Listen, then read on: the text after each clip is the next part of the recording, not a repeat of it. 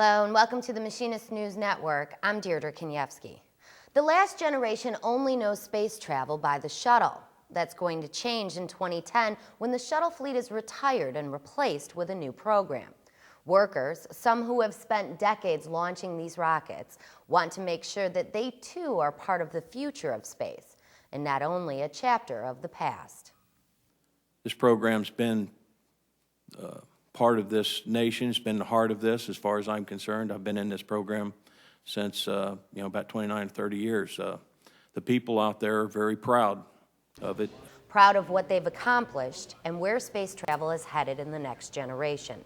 U.S. Senator Bill Nelson of Florida held a meeting on Capitol Hill to talk about the future. He says the men and women at Cape Canaveral make up the greatest launch team in the world, without exception. And he knows many of these workers wonder what's in store for them.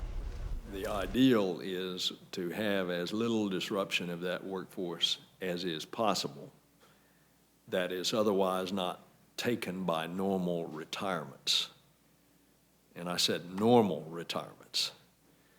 And so that's what I want to get all of these answers out on the table as we're going ahead.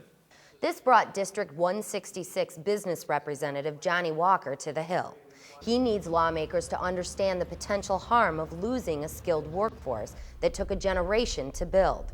He believes it may also boost worker morale at the Cape if they know Congress is looking at this issue.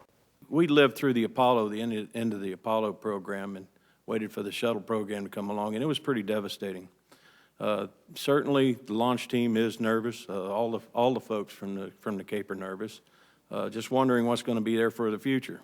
Past experience shows that when a new program comes aboard, workforce changes are usually made. Some choose to leave and take their skills to other professions.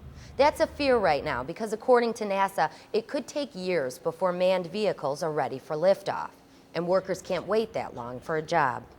Obviously, there's going to be some loss of employment because if you're not launching humans, if you're not launching the vehicle, you need less of a workforce.